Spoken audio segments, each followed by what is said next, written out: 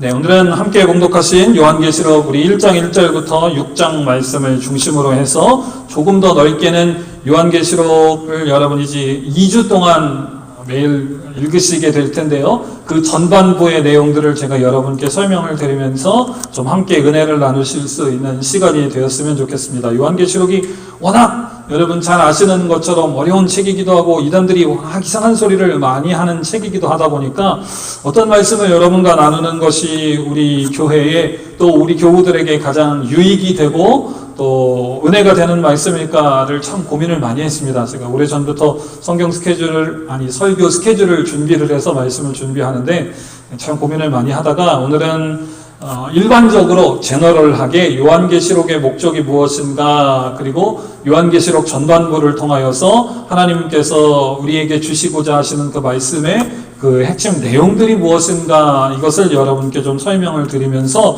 은혜를 나누는 그런 시간이 되기를 원합니다. 조금 설교가 길어질 수도 있겠네요. 내용들을 제가 여러분께 설명드리기 전에 제가 매일 묵상을 레코딩 하면서도 여러분께 아마 내용들이 이번 주 내내 계속 이렇게 설명이 될 거예요. 이번 주 전까지는 제가 웬만하면 그날 핵심 읽기 본문 이렇게 길어서 다 못 읽으시는 분들이 계시니까 제가 웬만하면 핵심 읽기 본문에서 벗어나지 않고 핵심 읽기 본문을 여러분과 함께 나누려고 설명하려고 매일 묵상 말씀들을 많이 준비했는데, 요한계시록은 핵심 읽기 구절에 대해서 제가 일일이 다 설명하기보다는 이 전체 큰 그림에 대하여서 여러분께 매일마다 이렇게 좀 강조하면서 설명을 드리는 내용들로 아마 매일 읽기 내용들이 좀 지속이 될 예정입니다.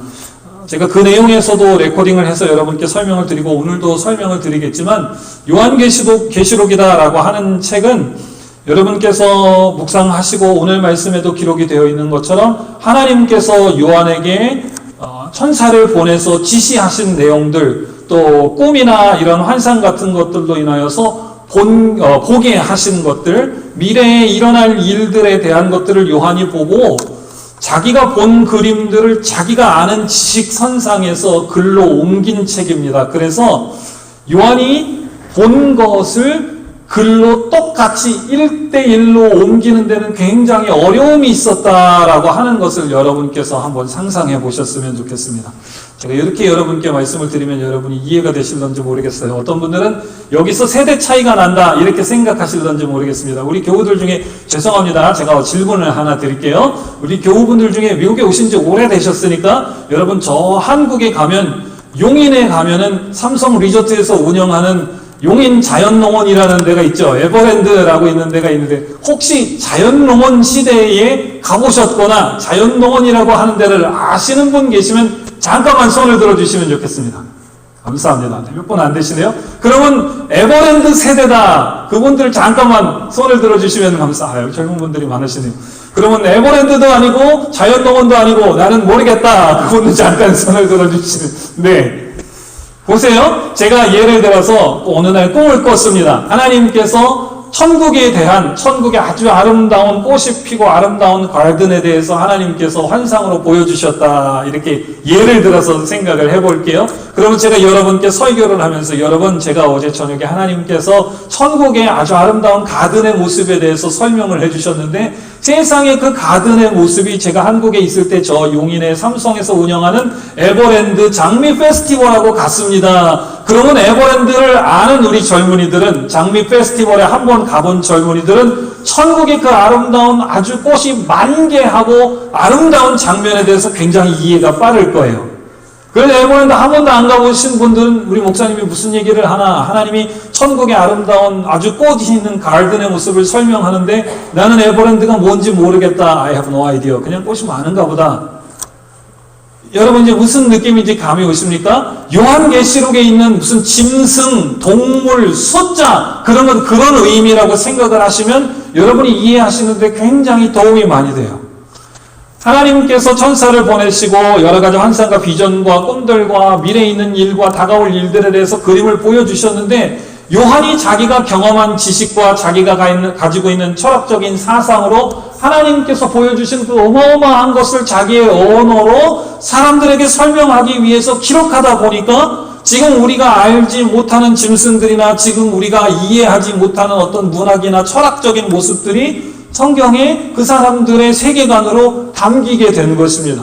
에버랜드를 모르는 사람이 제가 에버랜드에 대해서 설명하면 모르는 것처럼 요한계시록에는 그래서 그런 말들이 굉장히 많아요. 그리고 거기에다가 그것을 다시 영어로 해석한 책을 영어로 한국말로 번역하다 보니까 이놈의 짐승이 무슨 짐승인지도 모르겠고 뭐 희한한 짐승이 나오기도 하고 뭐 이상한 말들이 나오기도 하고 그렇습니다. 그런데 여러분, 우리가 요한계시록을 통해서 집중해야 될 건 뭐냐 하면 이놈의 짐승이 뭔가, 이놈의 숫자가 뭔가, 이놈의 여기 지칭하는 이 적그리스도 이 양반이 누군가가 아니라 그 하나하나 개체가 누군가가 아니라 에버랜드든 무슨 뭐 자연농원이든 튤립 축제가 됐건 무슨 뭐 장미 축제가 됐건 그게 중요한 게 아니라 하나님께서 요한에게 뭘 보여주시고 뭘 묘사하게 하시고 그것을 통하여 뭘 이루고자 하시는가, 이거를 깨닫는 것이 굉장히 중요한 줄로 믿습니다.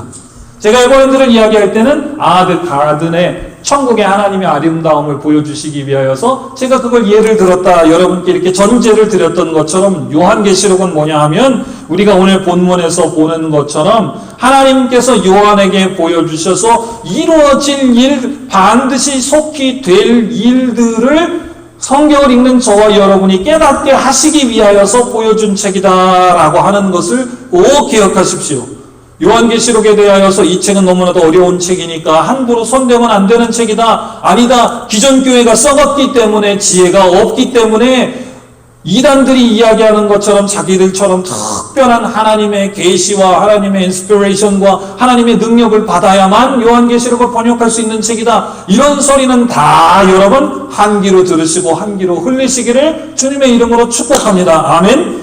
1장 1절부터 보면 요한계시록은 장차 일어날 일들에 대하여서 믿음의 사람들에게 알려주시기 위하여서 요한에게 대표적으로 먼저 그것을 보이시고 그것을 써서 사람들에게 알려주라, 이렇게 지시하시기 위한 목적으로 기록된 책이다. 그래서 요한은 하나님의 말씀과 예수 그리스도의 증거, 자기가 눈으로 본 것, 자기가 하나님께서 보여주신 모든 것을 가감없이 요한이 가지고 있는 모든 지식과 경험과 사상을 총동원해서 요한계시록을 기록하여 증거했다. 그리고 3절은 여러분께서 한번 읽어보시도록 하겠습니다. 시작. 이 예언의 말씀을 읽는 자와 듣는 자들과 그 가운데 기록한 것을 지키는 자들이 복이 있나니 해가 가까우니라. 아멘. 그럼 저와 여러분은 어떻게 해야 됩니까? 여러분 읽으신 것처럼 이 예언의 말씀을 읽고 들으면 저와 여러분들은 그 말씀대로 지키고 순종해야 되는 줄로 믿습니다. 아멘. 저와 여러분들이 해야 될 것은 뭐냐면 이 숫자가 그놈이다 아니다, 이 짐승이 그놈이다 아니다를 가지고 갑론을박하는 게 저와 여러분이 해야 할 일이 아니다라고 하는 거예요. 다시 한번 말씀해 보십시오. 이 예언의 말씀을 읽는 자와 듣는 자와 그 가운데 기록한 것들을 지키는 저와 여러분 되시기를 주님의 이름으로 축복합니다. 그래서 제가 이번 주 내내 다음 주까지 요한계시록 설명하면서 짐승이 뭐고 666이 뭐고 이런 거에 대해서 웬만하면 필요하지 않으면 설명을 하나도 안 했습니다. 여러분 이해해 주시고 요한계시록을 쭉 묵상하시는 데 도움이 되셨으면 좋겠고, 그래도 개인적으로 전혀 전체의 그림을 모르겠다 그러면 개인적으로 언제든지 찾아오셔서 물어보시고 전화하시고 또 우리가 함께 나누고 다음 주 설교 한 주간 더 있으니까 요한계시록에 대해서 그때 여러분과 나눌 수 있는 그런 시간을 가졌으면 좋겠습니다. 자, 그럼 오늘 본문으로 오셔서 그러면 오늘 본문에 있는 말씀들을 한번 생각해 보십시다. 우리가 이어서 4절 한번 같이 읽어보겠습니다. 시작. 요한은 아시아에 있는 일곱 교회에 편지하노니 이제로 계시고 전에로 계시고 장차 오시리와 그 보좌 앞에 일곱 교회가. 자, 앞부분을 우리가 잘 생각해 보셨으면 좋겠습니다. 지금 요한은 요한계시록을 통하여서 뭐라고 기록하고 있냐 하면 요한은 아시아에 있는 일곱 교회에 편지했다 이렇게 말씀합니다. 바꿔 말해서 예수님은 요한을 통하여서 요한계시록으로 하여금 소아시아의 도시들에게 7통의 편지를 전반부를 통하여서 기록하게 하셨습니다. 마지막 시대에 일어날 일들에 대하여서 성도들에게 가르쳐주고 그 말씀대로 살아가야 한다, 지키며 순종해야 한다라고 하는 사실들을 그 당시의 대표적인 소아시아의 7교회들에게 보내셨다라고 하는 것을 여러분 기억하셨으면 좋겠습니다. 이 편지는 교회들이 받고 배우고 읽고 묵상해서 지켜야 할 내용이지 이 편지를 받는 사람들은 세상이 아니었다라고 하는 것을 여러분께서 기억하셨으면 좋겠습니다. 꼭 잘 기억하셨으면 좋겠습니다. 분명히 마지막에 일어날 일들에 대하여서 요한에게 지시하신 것이다. 요한은 자기가 보고 들은 것을 다 하나도 가감없이 증거한다. 이 말씀을 보고 듣고 읽는 사람들은 그 기록한 것들에 대하여서 지키고 순종하는 사람들이 은혜와 복이 있다. 자, 7교회로 대표되는 이 땅의 교회들에게 이러한 일들이 점점점 일어날 것인데 여러분들 이것을 알고 지키시기를 바랍니다. 이렇게 요한계시록의 흐름이 진행이 되고 있는 거예요. 그런데 여러분, 그런 생각을 가지시고 오늘날 저와 여러분들이 사시는 교회들과 이 세상을 생각해 보셨으면 좋겠습니다.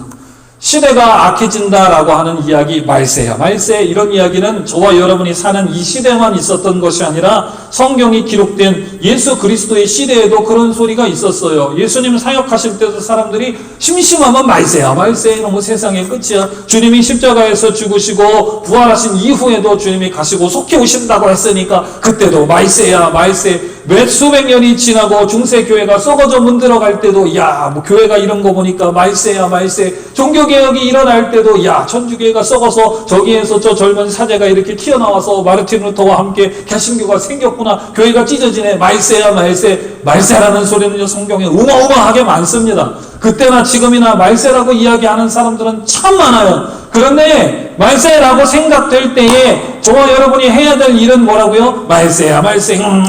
이게 아니라 하나님의 말씀을 듣고 지켜야 한다라고 하는 것입니다.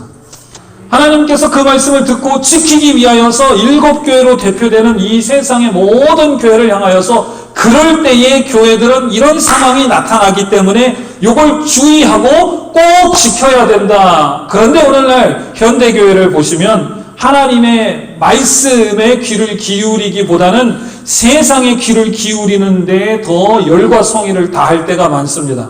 주님은 요한을 통하여서 교회들이 주님께서 하시는 말씀을 듣고 순종하라 이렇게 이야기했는데 오늘날의 종교단체를 포함한 많은 교회들은 하나님의 말씀에 귀를 기울이는 것보다는 세상을 바라보고 세상이 어떻게 변화되는가, 세상에 우리가 어떻게 발을 맞추어야 되는가, 세상의 문화를 우리가 어떻게 취함으로써 사람들이 기독교와 예수 그리스도 복음에 대하여서 적대감과 불편함을 갖지 않도록 하는가, 믿음의 사람들이 하나님의 말씀이 아닌 세상 쪽의 시야가 너무나도 많이 가 있다라고 하는 것을 여러분께서 한번 생각해 보셨으면 좋겠습니다. 여러분 자신은 어떠십니까? 어려움이 올 때에, 고난이 올 때에 우리가 말씀을 붙들고 하나님께 기도하기를 원하십니까? 아니면 여러분의 지식과 경험대로 나름대로 친구들에게 물어보고 카톡으로 물어보고 누가 어떻다고 그래서 그런 소식에 여러분 귀가 훨씬 더 먼저 움직이십니까? 그런 것을 볼 때에 인간이 얼마나 연약하고 죄악된가라고 하는 것들을 저와 여러분들이 생각하게 됩니다. 지금 한국에 한참 이제 국회의원 선거를 하고 있지요. 아주 하는 거 보면 난리 법석 벌어집니다. 한쪽에서는 우리 당을 뽑아주셔야 나라가 망하지 않습니다. 또 한쪽에서는 심판해야 합니다. 거기에 제가 입으로 옮기기에도 참으로 부끄러운 일들이 많아요. 목사들이 정치를 하겠다고 당을 만들고 우리가 우파의 정통이니까 우리를 참 별별 사람들이 다 있습니다. 여러분, 말세가 오면 올수록 정신을 바짝 차리고 하나님의 말씀에 더 열과 성의로 가까이 가시고 순종하실 수 있는 여러분 되시기를 주님의 이름으로 축복합니다. 제가 오늘 본문을 통하여서 여러분께 설명드리겠지만 미리 말씀을 드리면 주님은 교회를 향하여서 정치적인 영향력을 발휘해서 세상을 바꾸라 성경 구절에 보면 그런 구절이 안타깝게도 한 구절도 없습니다. 부도덕한 사람들의 정치적인 통치에 교회가 이익단체가 되어 저항하라 이렇게 명령하신 구절도 안타깝지만 한 구절도 없습니다. 예수님께서 스스로 사회혁명가가 되셔서 그 당시 압제를 받던 이스라엘 백성을 위하여서 로마 제국을 전복하려는 아나키스트의 삶을 사시지 않았습니다. 예수님은 사회혁명을 시도하시거나 정치 전략을 고안하지도 않으셨습니다. 정치의 지읒자 바르틱의 피자 가까이에도 예수님은 가신 적이 없습니다. 그런데 왜 오늘날을 살아가는 믿음의 사람들은 하나님의 말씀에서 벗어나서 온갖 인간적인 것, 세상적인 것에 귀가 더 밝을까요? 예수님은 그렇게 하시지 않았는데 왜 오늘날의 교회는 사회를 혁명을 일으켜서 세상을 바꾸려고 한다거나 세상의 사람들을 설득하기 위하여서 예수님이 명령하시지 않은 말씀이 아닌 다른 전략과 방법을 위하여서 시간을 쓴다거나 혹은 그런 것들을 만들어내면서 그게 예수님께서 명령하신 성경적인 방법이라고 침을 튀겨서 설교한다거나 그것이 옳은 방법이 아님에도 불구하고 하나님의 방법으로 우긴다거나 성경에 인하여서 성경으로 인하여서 성경의 역사하심으로 인하여서 일어나는 길들에 대하여서는 고리타분하고 보수적이고 옛날 이야기고 그건 성경에 있는 이야기고 이렇게 치부해버리고 지금 세상은 변하니까 교회는 변해야 된다 이런 소리만 하는가라고 하는 것입니다. 말씀 한 구절을 우리가 읽어볼까요? 요한복음 18장 36절 저와 여러분 같이 한번 읽어보겠습니다. 시작. 예수께서 대답하시되 내가 이 세상에 속한 것이 아니라 만일 내 나라가 이 세상에 속한 것이라면 내 종들이 싸워 바로 유대인에게 견고하지 않게 하였습니다. 이제 내 나라는 유대에 속한 것이 아닙니다. 요한복음 18장 36절 하나님께서 요한에게 말씀하셔서 예수님께서 이렇게 기록하신 말씀이 기록이 됩니다. 하나님의 나라는 이 땅에 속한 것이 아니다. 끝에 다시 기록되죠. 내 나라는 여기에 속한 것이 아니니라. 적어도 여러분, 저와 여러분이 이 땅에 살아가는 동안 주님께서 다시 오시기 전까지는 하나님께서 이미 승리하셨음에도 불구하고 예수 그리스도께서 이미 십자가에서 승리하셨음에도 불구하고 여전히 죄와 함께 싸우는 박 터지는 싸움이 지속되는 나라인 것을 여러분 기억하셨으면 좋겠습니다. 어떤 대통령이 된다고 그 나라가 100% 복음화되는 것도 아니고 어떤 정치 세력이 바뀐다고 그 나라가 하나님의 나라가 되는 건 아니에요. 주님이 오실 때까지 이 나라는 마귀와 사탄과의 끊임없는 영적인 싸움 가운데 믿음의 사람들이 믿음을 지켜야 할 나라인 것입니다. 세상 사람들의 여러분 교묘한 간사한 입놀림에 여러분의 신앙이 왔다 갔다 흔들리지 아니하시기를 주님의 이름으로 축복합니다. 로마서 8장 7절도 같이 한번 읽어보겠습니다. 시작. 육신의 생각은 하나님과 원수가 되나니 이는 하나님의 법에 굴복지 아니할 뿐아니라 할 수 없습니다. 하나님의 말씀에서 벗어난 그 어떤 것, 저와 여러분의 육신에서 나는 생각은 다 뭐라고요? 하나님과 원수되는 하나님의 뜻에서 벗어난 하나님의 법과는 상관이 없는 하나님과 하나도 연관이 없는 심한 말로 말하면 인간의 본성에서 나오는 생각과 인간의 본성에서 나오는 모든 도모하는 것들은 하나님의 말씀의 명령과 지시하심에서 하나님의 말씀의 틀에서 벗어나면 악한 것들 뿐이다. 바울은 로마서 7장 말씀을 통하여 이렇게 기록하고 있습니다. 그래서 죄인인 인간을 영원한 죽음에서 구원할 수 있는 것은 세상을 변혁할 수 있는 것은 오직 하나님 복음뿐이다라고 하는 것을 여러분 기억하시기를 주님의 이름으로 축복합니다. 그래서 주님이 없는 도덕은 해결책이 될 수가 없습니다. 예수님은요 가장 그 당시에 가장 도덕적이고 종교적이고 많이 배우고 똑똑했다고 생각되었던 제사장, 서기관, 율법학자들을 정면으로 꼬집으시고 그들을 위선자라고 책망하셨던 말씀들이 여러분 신약 성경에 너무너무 많이 기록되어 있지 않습니까? 심지어 예수님께서는 마가복음 2장 17절 말씀을 통하여서 예수님께서 의인을 부르시러 온 것이 아니라 죄인을 부르시러 왔다 이렇게까지 말씀하십니다. 또 마태복음 23장 13절에 보시니까 화 있을진저 외식하는 서기관과 바리새인들이여 공허한 율법주의, 형식적인 율법주의, 도덕, 종교성만 남은 이 인간들, 이 사람들을 주님께서 얼마나 호되게 꾸짖으셨는가. 천국문을 사람들 앞에서 닫고 자기들도 들어가지 못하게 한다, 자기도 들어가지 않는다, 얼마나 예수님께서 강하게 질책하고 꾸짖으셨는가 모르겠어요. 그 뒤에 16절에도 보시니까 심지어는 화 있을진저 소경된 인도자여, 눈먼 인도자다, 뭔지도 모르면서 너희가 누구를 인도하려고 하느냐, 예수님께서 이렇게 호되게 질책하시기까지 하셨습니다. 그래서 구약의 이사야 선지자는 이사야 64장 6절을 통하여서 이렇게 고백합니다. 대저 우리는 다 부정한 자 같아서 우리의 의는 다 더러운 옷 같으며 우리는 다 쇠폐함이 잎사귀 같으므로 우리의 죄악이 바람같이 우리를 몰아가나이다.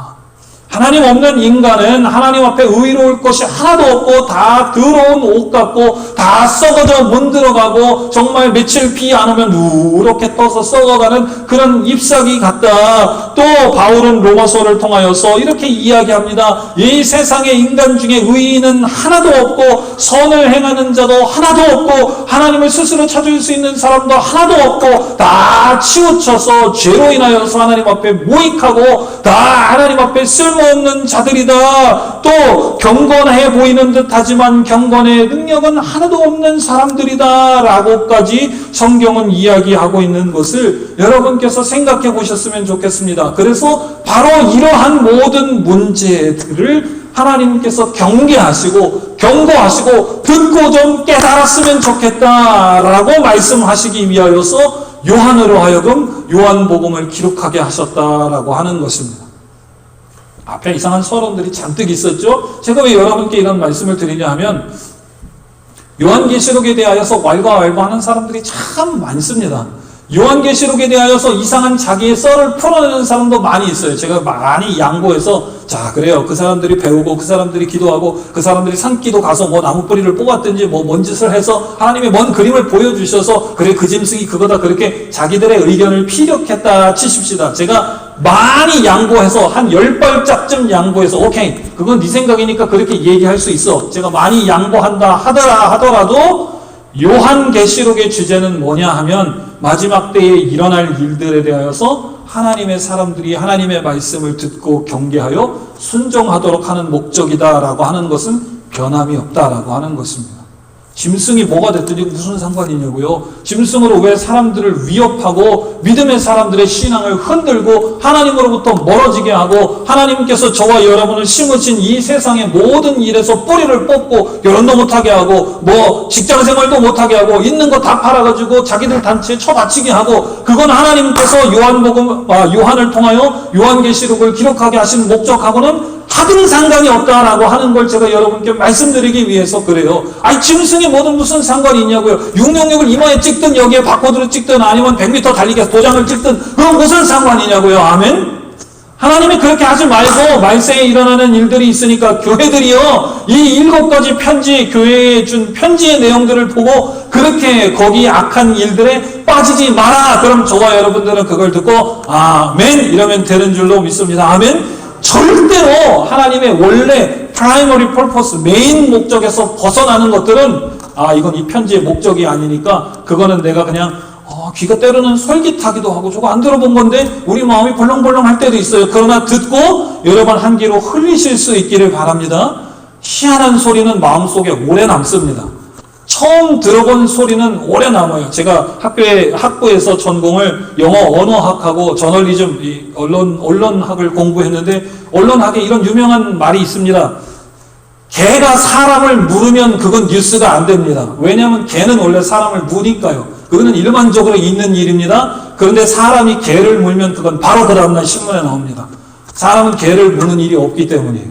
언론학에서 저희가 뭐가 뉴스거리가 되는가, 뉴스거리를 어떻게 우리가 뽑아야 되는가 그런 걸 배울 때 1번으로 배우는 내용입니다. 개가 사람을 물면 뉴스가 안 되는데 사람이 개를 물면 뉴스가 된다. 우리가 늘 하나님의 말씀을 정상적으로 배우고 하나님의 말씀을 정상적으로 묵상하고 암송하고 기도하는 것들은 별로 저와 여러분의 마음속에 안 남고 특이하게 느껴지지 않을 때가 많아요. 그런데 어디 가서 다른 거, 우리 교회에서 안 하는 거, 못 들어본 거, 일반 교회가 하지 않은 거, 희한한 거는 딱 보면 마치 사람이 개를 문 것처럼 오 신기하다 머릿속에 잔상이 오래 남습니다. 영향력을 오래 미칩니다. 그리고 사람들은 그것이 하나님께서 행하시는 일이다라는 착각을 합니다. 아니요. 여러분 절대로 그런 악한 데에 빠지지 않으시기를 다시 한번 제가 온 마음을 모아서 여러분께 당부드리고 또 당부드립니다. 아멘. 자, 그 다음 오늘 말씀을 보십시오. 그러면 하나님께서 이 말씀을 통하여 저와 여러분들에게 무엇을 권고하고 권면하시는가 제가 빠르게 쭉 소개하고 오늘 말씀을 좀 마무리할까 합니다. 본문은 우리가 1장을 선택했는데요. 2장, 3장에 가시면 이제 오늘 편지의 주인공들이 등장하게 됩니다. 요한계시록 2장, 3장의 내용들을 여러분께서 쭉 묵상하시면 각각의 교회를 향한 주님의 책망이 나와요. 너희 교회들이 이런 일들이 있었는데 너희가 이렇게 하지 않았느냐. 너희가 이런 일들이 있었는데 이것들은 조심해야 하고 주의해야 되는데 너희가 그것들을 그냥 허락했다. 이러한 모습들이 많이 있습니다. 제가 결론부터 먼저 여러분께 드리고 각각 교회의 케이스들에 대하여서 여러분과 나눌 수 있었으면 좋겠습니다. 우리 먼저 디모데후서 3장 13절 말씀을 같이 한번 읽어보겠습니다. 시작. 악한 사람들과 속이는 자들은 더욱 악하여져서 속이기도 하고 속기도 하고. 여러분 제가 2주 동안 요한계시록 말씀을 여러분께 말씀드린다고 해서 우리가 그런 악한 소리에 그러면 마음이 솔깃하지 않고 안 넘어가냐? 아니요, 그렇지 않을 겁니다. 시대가 가면 갈수록 더욱더 악한 사람들은 속이고 악랄하게 속이고 사람들을 유혹하고 꼬시는 데에 더욱더 스킬풀해지실 것입니다. 그리고 저와 여러분들은 하나님의 말씀을 통하여서 굳건히 서고 이전에 말씀하신 것이 지금 말씀하신 것이고 말씀에 기록된 것은 1.1획도 변함이 없기 때문에 저와 여러분들이 신앙으로 디펜스 할 수 있는 무기는 우리가 인간적으로 생각했을 때 이전에 가진 것이나 앞으로 가질 것이나 별반 다름이 없을 것입니다. 우리가 믿음으로 굳건히 서지 않으면 그 사람들의 다양하게 발전되는 영적인 공격 무기에 저항하기가 점점 더 힘들어질 것입니다. 목사님 왜 위협하세요? 아니에요. 성경에 그렇게 기록되어 있잖아요. 세상이 지나가면 지나갈수록 악한 사람과 속이기는 자들은 더욱더 악하여져서 속이기도 하고 속게 되기도 한다. 그런데 로마서 12장 2절 저와 여러분들이 그러면 거기에 어떻게 대항하여 싸워야 하는가 같이 한번 읽어보겠습니다. 시작. 너희는 이 세대를 복받지 말고 오직 마음을 새롭게 함으로 변화를 받아 하나님의 선하고 기뻐하시고 분별하신 뜻이 무엇인지 분별하도록 하라. 아멘. 여러분 세상이 악해지고 정말 악랄해져서 저 이단들과 말씀에서 벗어난 자들의 무기가 점점 좋아진다고 해서 여러분 우리 믿음의 사람들이 하나님의 말씀에서 벗어나서 쟤들 무기가 좋아지니까 우리도 세상 걸 받아들여서 무기를 만들어야 되겠어요. 여러분 세속화되지 않으시기를 주님의 이름으로 부탁드립니다. 말씀은 뭐라고 이야기합니까? 너희는 이 세대를 본받으라고요? 아니요. 본받지 말고. 세상은 반드시 더 악해지고 이단들이 믿음의 사람들을 꼬이고 저와 여러분들의 정신을 혼탁하게 하고 그건가 혹하게 하는 기술들은 더 많아질 거예요. 그러나 그럼에도 불구하고 말씀은 저와 여러분들을 향하여 뭐라고 합니까? 세상이 변하니까 교회도 세속적인 물건들을, 세속적인 문화들을, 세속적인 트렌드들을, 범죄들을 받아들여서 우리도 저들하고 이렇게 대항하고 정치 세력도 만들고 아나키스트처럼. 아니요, 그게 아니라 성경은 무엇이라고 이야기한다고요? 이 세대를 절대로 본받지 말고 그 뒤부터 다시 한번 읽어보겠습니다. 오직 여기부터요. 시작. 오직 마음을 새롭게 함으로 변화를 받아 하나님의 선하시고 기뻐하시고 온전하신 뜻이 무엇인지 분별하도록 하라. 하나님은 말씀을 통하여 뭐라고 말씀하냐 하면요, 저와 여러분들이 변화를 받으라 이렇게 말씀합니다. 저와 여러분들이 내가 변해야 되겠다, 옷 갈아입는 것처럼 내가 변해야 되겠다, 메이크업 해야지, 변장해야 되겠다. 변화를 내가 하는 게 아니라 우리가 해야 될 건 뭐냐 하면 마음을 새롭게 하여, 그래 내 지식 가지고는 안 돼, 내 능력 가지고는 안 돼. 내 의지 가지고는 안 돼. 내 생활 패턴 가지고는 안 돼. 하나님의 도우심이 필요해. 하나님의 말씀으로 들어가는 것이 필요해. 성도들이 권면하고 우리가 딴짓거리 할 때 안 들려.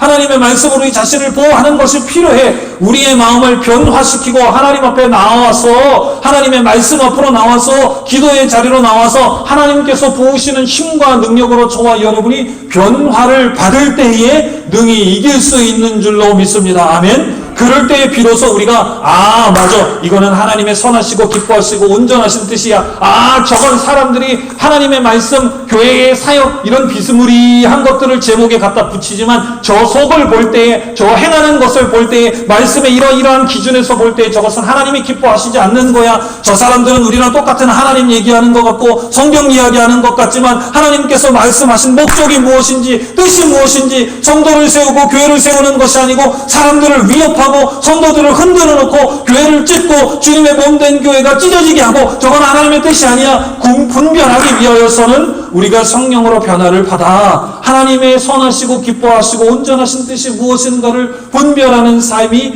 반드시 있어야 되는 것을 여러분께서 기억하셨으면 좋겠습니다. 자, 제가 이제 문제와 우리가 믿음으로 어떻게 살아야 할 것인가를 다 여러분께 드렸어요. 예수님께서 요한계시록을 통하여 책망하시고자 하시는 이 7교회 역시 이 모든 가르침들을 똑같이 다 받았는 줄로 믿습니다. 요한계시록이 가장 마지막 책이니까 주님의 사역을 통하여서 주님을 직접 본 제자들과 사도들을 통하여서 개척된 교회들을 통하여서 제가 이렇게 설교하는 것처럼 설교했는지는 모르겠지만 그러나 하나님의 말씀과 솔루션들을 다 편지로 받든지 스크롤로 읽었든지 설교 시간에 들었든지 성도의 교제와 기도 소리를 통하여서 들었든지 어쨌든 이 모든 가르침들을 다 들었을 거예요. 그렇죠? 그런데 이 7교회들이 말씀을 저와 여러분들이 오늘 나누는 저희들처럼 다 들은 이 7교회들이 최종적으로 어떻게 변화되었는가 2장 3장을 여러분께서 기대하시면서 보셨으면 좋겠고 제가 브리프하게 간단하게 여러분과 나눌 수 있었으면 좋겠습니다. 첫 번째 에베소 교회입니다. 에베소 교회는 하나님께 행위와 수고, 인내, 또 악한 자들을 용납하지 않고 거짓 사도들에게 휩쓸리지 않고 그들을 분별해내고 참고 견디며 근면했던 것들로 칭찬을 받은 말씀이 요한계시록 2장 2절부터 3절에 먼저 쭉 기록이 돼요. 다시 말씀드립니다. 에베소 교회가 하나님께 칭찬을 받았는데 그들이 수고하고 인내하고 여러분께 설명드린 것처럼 이런 악한 자들을 교회에서 용납하지 않고 거짓 사도들에 의해서 휩쓸리지 않고 거짓 선지자들을 분별하고 참고 견디며 인내하며 근면함으로 하나님께 칭찬받았는데 그럼에도 불구하고 하나님께 큰 책망을 받게 됩니다. 2장 4절 같이 한번 읽어보겠습니다. 시작. 그러나 너를 책망할 것이 있나니 너의 처음 사랑을 버렸느니라. 아멘. 여러분, 제가 여러분께 가끔 이럴 때 죄송할 때가 있습니다. 하나님께서 사람을 생긴 대로 쓰시기 때문에 저는 이런 소리는 잘하는데요. 사랑하는 걸 참 잘 못합니다. 저는 말씀을 가르치고 말씀을 연구하고 이거 하라 그러면 밤을 새서라도 저는 밥 안 줘도 저는 이런 걸 참 좋아하고 신학적인 것, 말씀대로 살아가는 것. 그런데 제가 사람을 섬기고 사랑하고 안아주고 같이 눈물 흘려주고 그런 데는 제가 참 부족하고 연약한 사람들이에요. 에베소 교회의 말씀을 묵상할 때 에베소 교회는 인내로, 행위로, 수고로 악한 자들을 용납하지 않고 거짓사들을 휩쓸리지 않고 분별해내고 참고 견디며 근면함으로 칭찬을 받았는데 하나님을 향한 처음 사랑을 잃어버렸다. 사랑하는 반석교회 여러분, 담임 목사가 이런 사람이라고 해서 여러분 하나님을 향한 사랑을 잊지 않으실 수 있었으면 좋겠습니다. 우리가 말씀에 바로 서고 믿음으로 온전히 서는 것도 중요하지만 하나님을 뜨겁게 사랑하는 마음도 여러분 가운데 잊어져서는 안 돼요. 분명히 하나님께서 그것들을 높이 사셨어요. 너희들이 나를 위하여서 나를 사랑하니까 복음을 사랑하고 말씀도 열심히 읽고 이단들도 제하여 버리고 인내하고 악한 자들 용납지 않고 뿌리 뽑고 그런 데는 너무너무 수고했는데 결론적으로 너희들이 종교적인 관습과 율법적인 문제와 신학적인 테크니컬한 문제에 빠져서 나를 사랑하는 것을 잃어버리고 그런 기술적인 것, 사람들을 비평하고 평가하는 것 거기에 너무 집중되었구나. 그래서 책망받았습니다. 담임 목사는 그런 사람이라 할지라도 여러분 주님을 끊임없이 뜨겁게 사랑하실 수 있는 우리 온 교우들이 되시기를 주님의 이름이 축복합니다. 세상이 우리를 끊임없이 유혹하고 미혹하고 하나님보다 더 사랑할 많은 것들이 여러분 삶 속에 범람할지라도 여러분 주님을 계속해서 뜨겁게 사랑하실 수 있는 우리 교우들이 되셨으면 좋겠습니다. 그것이 첫 번째 에베소 교회를 향한 주님의 경고입니다. 첫사랑을 잃어버리면요, 주님을 향한 사랑을 잃어버리면 저와 여러분들이 영적으로 무감각해지기 시작합니다. 하나님을 사랑하지 않으니까 하나님을 사랑해야 할 마음들이 다른 것을 향한 사랑으로 옮겨가기 시작합니다. 첫사랑을 잃어버리면 유혹과 죄에 대하여서 무분별해지고 주님으로부터 마음이 더 멀어지니까 다른 걸 더 사랑하게 되고 다른 걸 더 사랑하니까 다시 주님을 바라볼 수 없게 되고 이 악순환의 고리로 점점 빠져서 결국은 세상과 타협하고 부패하고 세상의 구렁텅이에 푹 빠져버리게 되는 것입니다. 이렇게 다음은 큰일이네요. 두 번째, 서머나 교회는 어떤가? 서머나 교회 두 번째 교회인데요. 그 교회는 환난과 핍박, 그로 인한 궁핍의 상태에 있었어요. 마찬가지죠. 환난과 핍박이 있을 때 그것을 버티기 위하여서 수고하고 노력했기 때문에 궁핍해졌습니다. 그런데 하나님께서는 서머나 교인들을 향하여 부요한 자다. 우리 2장 9절 같이 읽어보겠습니다. 시작. 내가 내 원량과 궁핍함을 아니 실상은 내가 부유한 자니라. 자칭 유대인이라 하는 자들의 변함도 없으니 실상은 유대인이 아니요 서머나 교회를 향하여서 주님께서 말씀하시죠. 내가 너의 환난과 궁핍을 안다. 환난을 당하고 괴로움을 당하니까 궁핍해졌어요. 가난해졌어요. 어려워집니다. 그런데 주님은 그 교회 성도들을 향하여 어떻게 칭찬하십니까? 너희들이 그렇게 어려운 중에 있지만 실제로는 너희가 온 세상 가운데 제일 부자된 사람이다. 그런데 그 뒤에 경고의 말씀도 보십시오. 자칭 유대인이라 하는 자들의 회방도 안 하니. 자칭 유대인, 자기들이 하나님을 제일 잘 섬긴대. 자기들이 율법에 대하여서 제일 잘한대. 자기들이 구약에 대하여서 하나님에 대하여서 이렇게 믿음 생활하는 교회 생활, 종교 행습에 대하여서 제일 안돼. 그런데 하나님 뭐라고 하십니까? 그들은 실상 유대인도 아닐 뿐더러 사단의 회다. 여러분, 우리가 믿음으로 분투하고 싸워서 얻어맞고 내가 참으니까 마음이 너덜너덜해질 때도 있어요. 그렇죠? 그러나 여러분, 율법주의에 하나님을 잃어버리고 종교적인 관습에 습관에 빠지지 않는 여러분 되시기를 주님의 이름으로 축복합니다. 그럼 내가 주를 위하여서 수고하고 노력하고 말씀을 지키기 위하여서 암만 애쓰고 힘썼어도 저것들은 그리스도인도 아니야. 저것들 예수 그리스도의 이름을 풀어서 그렇게 했지만 주님의 몸된 교회에 도움이 하나도 안 되는 사단의 무리다. 여러분, 이런 책망이 여러분께 없으실 수 있기를 주님의 이름으로 축복합니다. 버가모 교회의 세 번째 교회입니다. 버가모 교회는 우상 숭배하면서 세속주의와 타협했습니다. 제가 읽어보겠습니다. 그러나 내게 두어 가지 책망할 것이 있나니 거기 내게 발람의 교훈을 지키는 자들이 있도다. 발람이 발락을 가르쳐 이스라엘의 올무를 놓아 우상의 제물을 먹게 하였고 또 행음하게 하였느니라. 제가 다 깊게 한 말씀 한 말씀 설명드리지 못하고 간단하게 이렇게 해석만 하는 것을 이해해 주시기를 부탁드립니다. 버가모 교회는 우리가 말씀을 읽는 것처럼 세상의 세속주의에 빠졌습니다. 세상에서 우상 숭배하는 것들, 아이 괜찮아, 그리스도인들이 요새 보면 다른 교회도 다른 장로님도 다른 집사님들도 비즈니스 나다 보면 다 그렇게 해. 세상의 것들을 슬금슬금 교회에 갖고 옵니다. 하지 말아야 되는데 해야 될 것들이 교회에서 오케이가 되게 됩니다. 그것에 대한 죄의식이 없어지게 됩니다. 우상의 제물도 먹고 하나님께 드려야 하는 것도 훔쳐먹고 행음하고 온갖 악한 행위들이 버가모 교회에 슬금슬금 돌아옵니다. 말씀대로 살기보다 숫자 노름에 더 충실합니다. 교회 사람들을 늘리기 위하여서 최신 유행과 대중문화의 흐름을 따르기에 급급합니다. 그리고 이로 인하여서 주님께 책망을 받게 됩니다. 두오디라 교회입니다. 두오디라 교회는 쫓아내었어야 할 부도덕하고 우상숭배적인 이단적인 교훈의 우두머리 이세벨을 용납했다. 그러나 내게 책망할 일이 있노라. 자칭 선지자라 하는 여자 이세벨을 내가 용납함이니 그가 내 종들을 가르쳐 꿰어 행음하게 하고 우상의 제물을 먹게 하는도다. 이세벨이라고 하는 대표되는 이 여인은 그 당시에 우상을 숭배하는 교주 같은 인간이었습니다. 그런 이단적인 우상숭배의 가르침들이 교회에 들어올 때에 교회의 지도자라고 하는 사람들이 성도들이 그 양반들에게 넘어가지 않도록 경계하고 가르쳐야 됐는데도 불구하고 이세벨이라고 하는 선지자를 여기 말씀해 보니까 용납했습니다. 여러분 삶에 하지 말아야 될 것들, 하나님께서 원치 아니하시는 작은 거라 할지라도 용납하지 않으실 수 있는 믿음이 여러분 가운데 있으시기를 주님의 이름으로 축복합니다. 안 되는 건 안 되는 거예요. 편한 건 다 되는 게 아니라 안 되는 건 안 되는 건 줄로 믿습니다. 힘들어도 해야 되는 건 해야 되는 줄로 믿습니다. 주님이 우리 연약함을 아신다고 해서 때로는 우리는 우리 자신에게 너무 제너러스할 때가 많아요. 그런데 하나님께서는 그런 버가모 교회, 그런 두오디라 교회를 책망하셨습니다.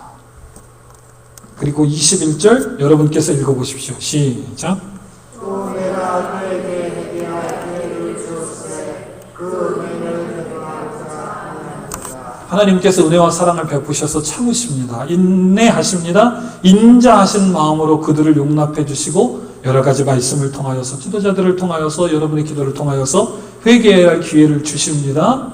하나님께서 능력이 없으셔서 저와 여러분들이 안 돌아서는 게 아니라 저와 여러분들이 문을 조금만 열어주니까 그 문들이 점점 넓어져서 그래요. 바늘도둑이 소도둑놈 되는 줄로 믿습니다. 문이 열리면 여러분 발로 문을 걷어쳐서라도 닫으시기를 주님의 이름으로 축복합니다. 회개의 기회가 계속해서 주어지는데도 불구하고 우리가 주님을 잃어버리면, 하나님의 말씀을 잃어버리고 주님을 향한 사랑을 잃어버리고 열심을 잃어버리면 회개의 기회가 없어서가 아니라, 주님이 내게 다가오지 않으셔서가 아니라, 주님께서 기적과 같은 능력을 보이시지 않아서가 아니라 우리가 주님으로부터 점점 멀어지고 그 기회를 발로 걷어차버려서 결국 최종적으로 책망받게 되는 저와 여러분이 되는 줄로 믿습니다. 한 교회만 더 이야기할까요? 심지어 4대 교회에는 가장 끔찍한 책망이 기록됩니다. 같이 한번 3장 1절 읽어보도록 하겠습니다. 시작. 사대 교회의 사제에게 편지하기를 하나님의 이고문과 육력을 가진 이가 가라사대 내가 내 일을 아노니 내가 살았다는 이름을 가졌으나 죽은 뭐라고 말씀하십니까? 내가 살았다 하는 이름은 가졌으나 죽은 자로다. 끔찍한 교회죠. 이렇게 오늘 날씨가 좋다고 따뜻하다고 그랬는데 또 비가 오려는 저렇게 시커매져서 오늘은 교회가 조금 어둡습니다. 교회를 불을 환하게 켜고 저와 여러분 하나님을 사랑하는 성도들이 하나님께 예배하고 찬양하고 하나님의 말씀을 받는데, 하나님께서 우리 교회를 향하여서 야 불도 멋지게 켜놓고 꽃도 관리하고 옷도 예쁘게 입고 그랬는데 사실 너희들이 드리는 예배는 거짓말이다. 죽었다. 얼마나 끔찍한 책망일까요? 그런데 하나님께서 4대 교회를 향하여서는 이렇게 책망을 하셨습니다. 다른 말로 디모데후서 3장 5절 같이 읽어보겠습니다. 시작. 경건의 능력은 있으나 경건의 능력은 부인하는 자니 이 같은 자들에게 내가 여러분 그런 분 되지 않으시기를 주님의 이름으로 축복합니다. 경건의 모양은 있어요. 저 같은 사람들이 너무 잘합니다. 제 아내 같은 사람들이 참 잘할 거예요. 태어나 보니까 교회 사택이고 아버지가 목사님이고 그래서 교회 다니고 기도하고 자연스럽게 다 경건의 모양은 있어요. 주님을 만나지 않으면 부모로 인하여서 훈련된 경건의 습관, 헤빗은 아무런 영향력도 없습니다. 주님을 만나 예수 그리스도를 믿고 내 개인의 구세주로 믿고 고백하고 주님을 의지하고 말씀 따라 믿음으로 살아야 되는 줄로 믿습니다.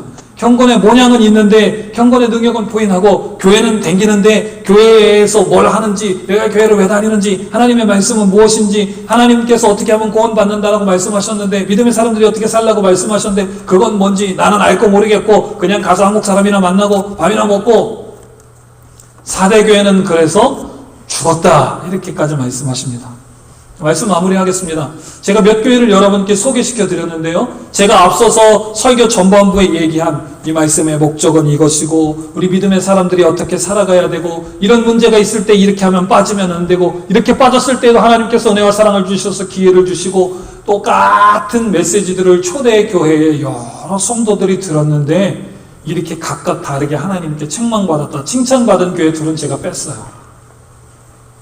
여러분 이번 한 주 동안 요한계시록 말씀을 묵상하시면서 지금 나의 신앙의 스테이러스가 어딘가 주님의 말씀의 거울에 여러분을 정확하게 비춰보실 수 있는 여러분 되시기를 주님의 이름으로 축복합니다. 내가 지금 하나님 앞에서, 지금 우리 반석교회가 하나님 앞에서, 지금 우리 교회가 우리 지역 가운데에서 하나님께서 원하시는 어떤 정도의 믿음의 사역들을 감당하고 있는가, 내가 주님의 몸된 교회를 위하여서 어떤 정도의 믿음의 사명들을 감당하고 있는가, 하나님의 말씀을 통하여서 여러분께서 여러분을 비춰보시고 회개하시고 하나님의 축복을 받으시는 여러분 되시기를 주님의 이름으로 축복합니다. 요한계시록의 목적은 그게 아니에요. 여러분 저주하고 여러분을 지옥에 보내고 여러분을 끝까지 안 되는 자야 너는 이렇게 책망하시기 위해서가 아니라 하나님께서 말씀하시고 돌이키기 위해서입니다.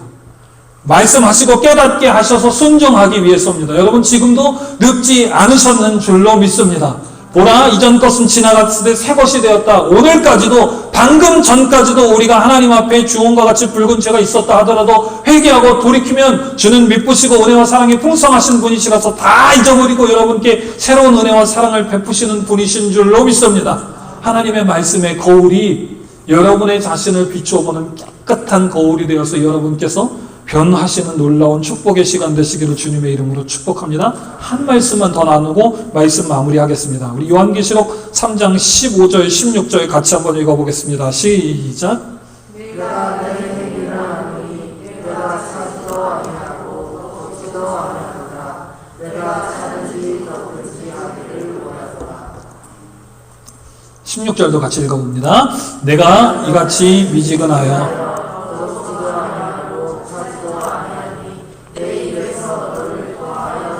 요것만 여러분께 설명드리고 마무리하겠습니다. 많은 목사님들이 이 얘기를 하셨고 제가 저희 교회에서도 한 두어 번 언급한 적이 있는 줄로 믿습니다.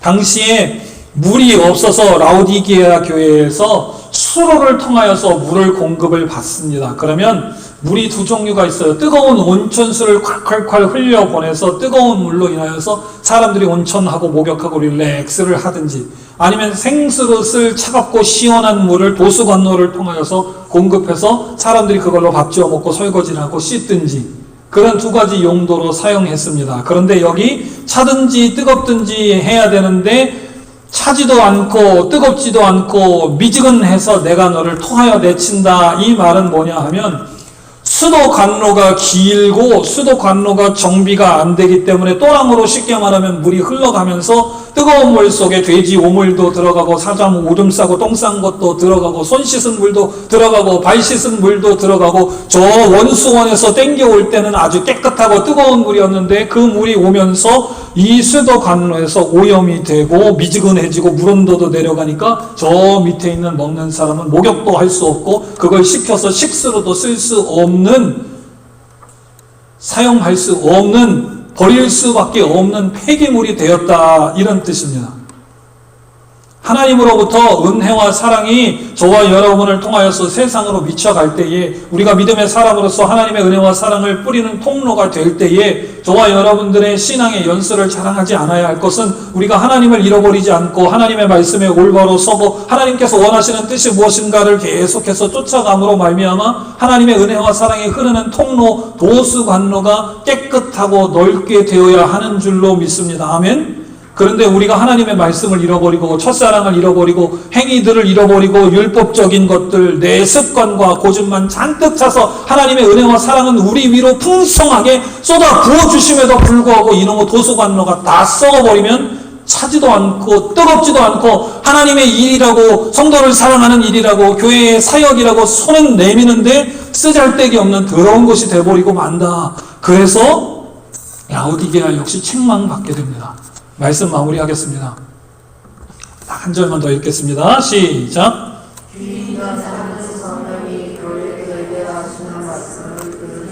여러분의 귀를 통하여서 하나님께서 여러분에게 하시는 말씀에 귀를 기울이시고 말씀의 거울에 우리의 자신을 비춰봄으로 말미암아 우리의 삶이 변화되어 하나님의 은혜와 복을 끝까지 누리는 저와 여러분 되시기를 주님의 이름으로 축복합니다.